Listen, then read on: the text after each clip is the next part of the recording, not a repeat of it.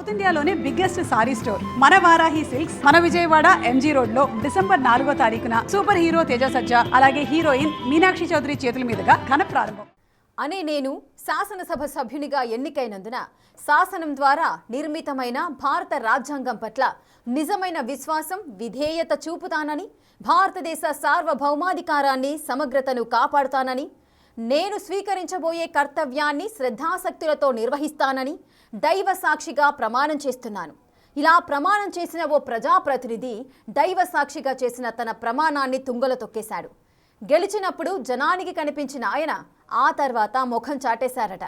తాను ఓ నియోజకవర్గానికి ఎమ్మెల్యే అని, ఆ నియోజకవర్గ సమస్యలు తీర్చాలని, ప్రజల కష్టంలో తోడుండాలని పూర్తిగా మర్చిపోయారట.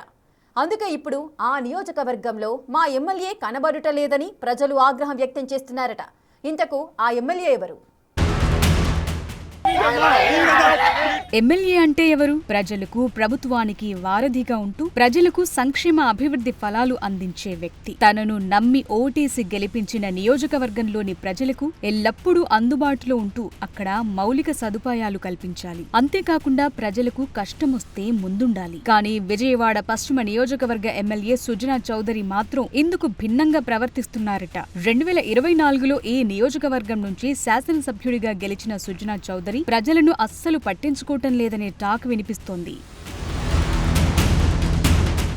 సుజనా చౌదరి సుదీర్ఘ రాజకీయ అనుభవం ఉన్న నేత. కేంద్ర మంత్రిగా టీడీపీ తరపున ఢిల్లీలో చక్రం తిప్పారు. అయితే 2019లో బీజేపీలో చేరిన ఆయన 2024లో విజయవాడ పశ్చిమ నియోజకవర్గం నుంచి పోటీ చేశారు. విజయవాడ వెస్ట్ నుంచి పోటీ చేసిన సుజనా చౌదరిపై స్థానిక ప్రజలు భారీ ఆశలే పెట్టుకున్నారట. సుదీర్ఘ రాజకీయ అనుభవం ఉన్న ఆయన తమ ఎమ్మెల్యే అయితే సమస్యలు పరిష్కరిస్తారని, అందుబాటులో ఉంటూ కష్టాల్లో తోడుంటాడని అనుకున్నారట. కానీ గెలిచిన తరువాత సుజనా చౌదరి నియోజకవర్గ ప్రజలకు అందుబాటులో ఉండటం లేదట. అక్కడి నాయకులు, కార్యకర్తలను కూడా కలవటం లేదని టాక్. ఎప్పుడో అమాస పున్నానికి ఒకసారి వచ్చి హడావిడి చేసి వెళ్లిపోతారని పెదవి విరుస్తున్నారు. సుజనా చౌదరి గెలిచి ఇప్పటికీ దాదాపు 20 నెలలవుతున్నా పట్టుమని 4-5 సార్లు కూడా రాలేదట. దీంతో సుజనా చౌదరిని అనవసరంగా గెలిపించామని ప్రజలు, స్థానిక కార్యకర్తలు అనుకున్నట్లు తెలుస్తోంది.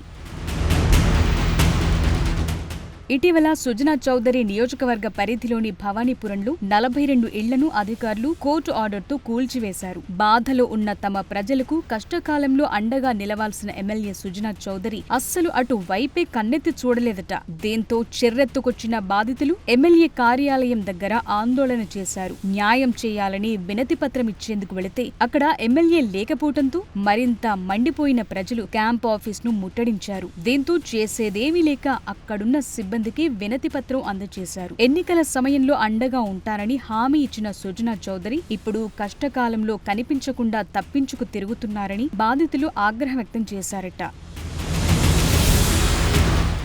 ప్రజా ఆగ్రహం గురించి తెలుసుకున్న ఎమ్మెల్యే సుజనా చౌదరి బాధితులతో మాట్లాడే తీరిక లేక కలెక్టర్తో ఫోన్లో మాట్లాడారు. ఇందులో భాగంగా ఎమ్మెల్యే ఆదేశాల మేరకు భవానీపురం బాధితుల తరపున ప్రతినిధులను జిల్లా కలెక్టర్ లక్ష్మీశా వద్దకు ఎమ్మెల్యే కార్యాలయ కార్యదర్శి ప్రత్తిపాటి శ్రీధర్ తీసుకువెళ్లారు. బాధితుల అభియోగాలను కలెక్టర్కు వివరించారు. వారి అభ్యంతరాలను పరిశీలించిన కలెక్టర్ లక్ష్మీరామ సొసైటీ వ్యవహారంపై ఎంక్వైరీ చేయిస్తానని హామీ ఇచ్చారట. లాట్ల యజమానులను మోసగించిన వ్యక్తులపై కఠిన చర్యలు తీసుకుంటామన్నారట. కలెక్టర్ కు వివరించడం బాగానే ఉన్నా కనీసం బాధితులను పరామర్శించి వారి సమస్యను నేరుగా వినే తీరిక లేదా అంటూ సుజనా చౌదరిని ప్రజలు ప్రశ్నిస్తున్నారట.